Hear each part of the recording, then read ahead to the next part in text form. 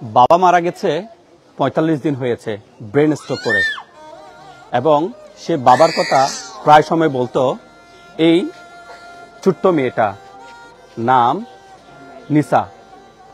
পরিবারে যদি কারোর সাথে ছোটখাটো ঝগড়াঝাটি হতো, সোজা চলে যেত নাকি এই ছোট্ট মেয়েটা বাবার কবরে। কবর জড়িয়ে ধরে বাবাকে অভিযোগ করত, আজকে ভাইয়া মেরেছে, আপু মেরেছে, আম্মু বকা দিয়েছে। কোনো কিছু হলে নাকি বাবার কাছে চলে যেত নিসা নামে ৯ বছর বয়সী এই মেয়েটা। ভাগ্যের কি নির্মম পরিহাস, এই ছোট্ট মেয়েটা আজকে পুকুরে পানিতে গোসল করতে যেয়ে সেখানে ডুবে মরে গেছে। বাবার মৃত্যু সহ্য করতে পারে নাই ছোট্ট এই মেয়েটা। প্রতিদিন বাবার কবরে নাকি চলে যেত।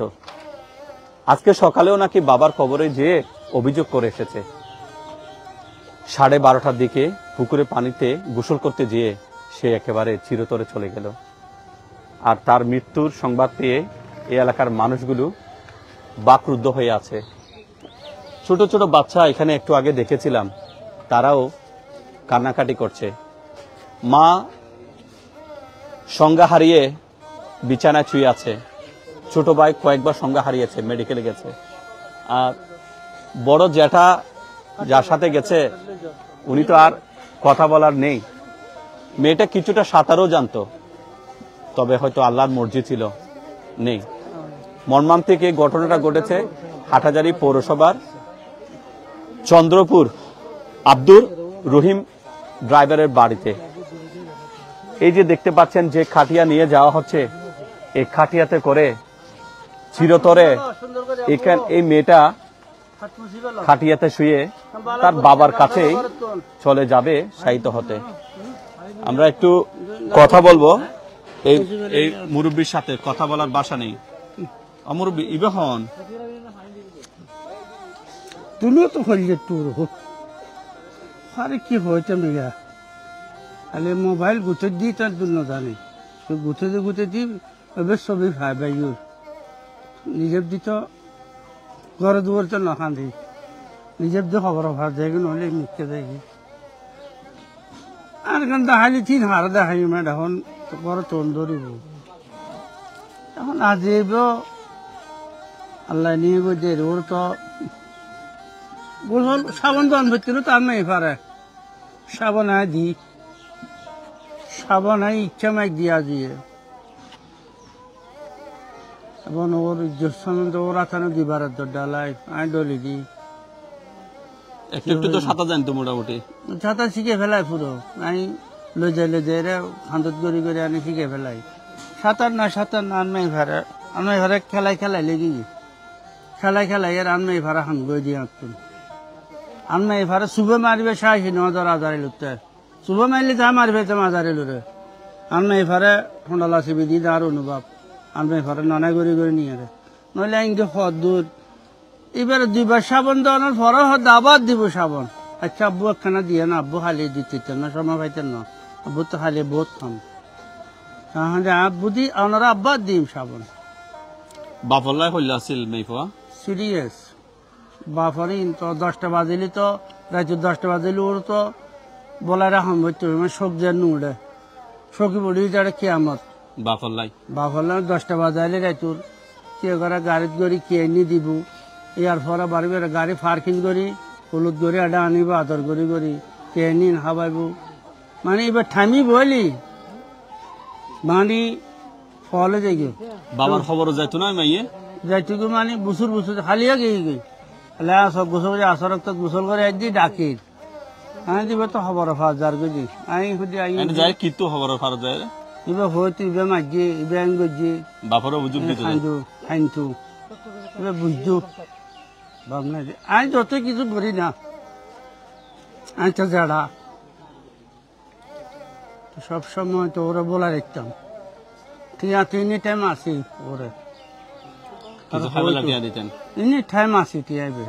এখনো মানি ব্যাগ পরিগাড়ের মাঝে টিয়া দিম মানে দোকান তো ফিরিন খাবাইও মাইনুম ঠিক আছে এনি টাইম থাকি। ঘরত গাইল দিলি না খেয়ালও নকরি দূর হয়ে দি তোরা আর দিন গাইল দেওয়া না তাবি দি ঠিয়া দন খেয়ে মইতো নো তাকে বুঝে হায়াতের দূর আর নাই পরের দূর কিছু না। উনি জ্যাঠা চট্টগ্রামের বাসায় বলছে গোসল করতে গেছে, 2 বার সাবুন দিয়ে গা ধুয়ে দিয়েছে, কেউ না দেখে মতো টাকা দিত কিছু খাওয়ার জন্য। পরিবারের কারোর সাথে এই ছোট্ট মেয়েটা ঝগড়াঝাটি হলে বাবার কবর ধরে বাবার কবরস্থানে বাবার কবরে চলে যেত, কবর জড়িয়ে ধরে কান্না করে বাবাকে অভিযোগ করতো, আমাকে অমুকে বকা দিয়েছে, আমাকে অমুকে মেরেছে। ঈদ বরাবর যা বস্তু মানে আর নাই যায় এই সিনের ঈদ বরাবর বস্তু খবর বাবর ডেন্ডা করে দিয়ে বস্তু যায় মানে ইয়া খবর ফোনে দিতে লাগুন ও তো আর ভাই ডাকে বাবার খবর ডাকে। হ্যাঁ বাবার ডাকে দিন বাবার খবর ঈদ জায়গা হাইলে আসি ঈদ বাজে বাবার ডাকে।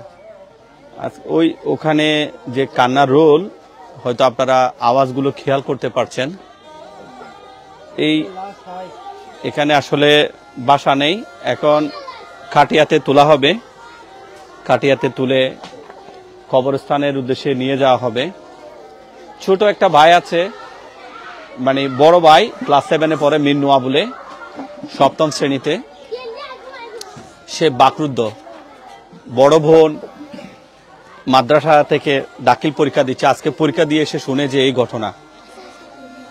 আর এই ছোট ছোট মেয়েগুলো সাথে সে খেলতো। আচ্ছা, তোমাদের সাথে খেলতো? জি। ও মন খারাপ হলে কোথায় যেত? কবরে। কার কবরে? ওর আব্বুর। ওর আব্বুর কবরে? জি। ওর আব্বুর কবরে কেন যেত? জানি না।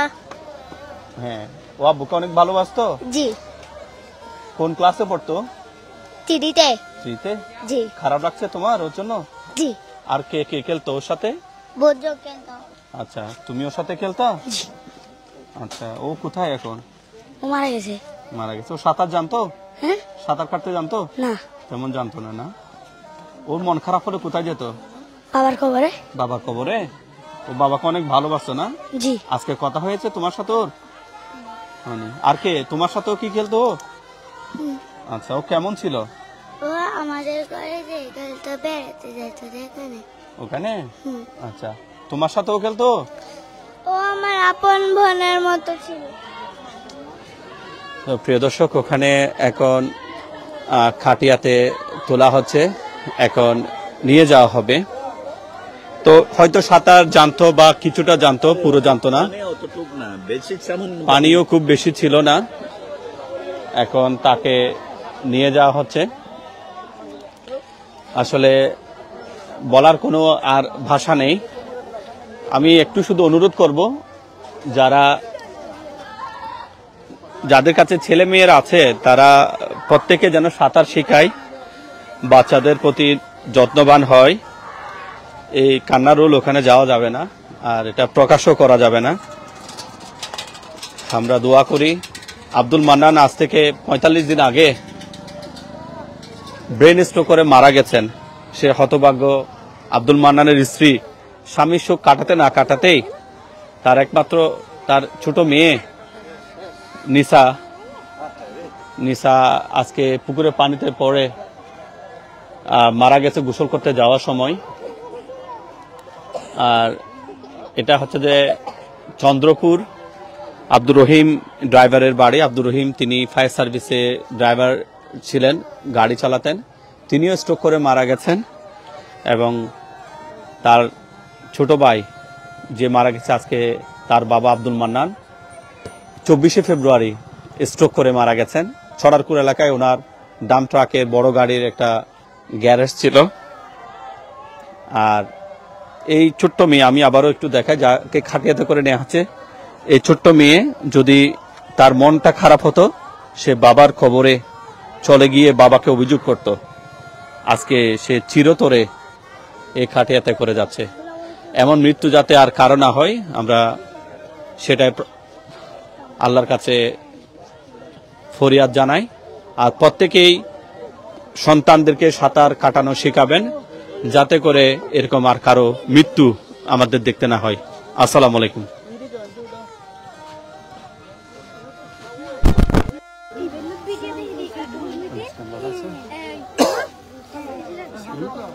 তন্ময়, হ্যাঁ হ্যাঁ, তন্ময়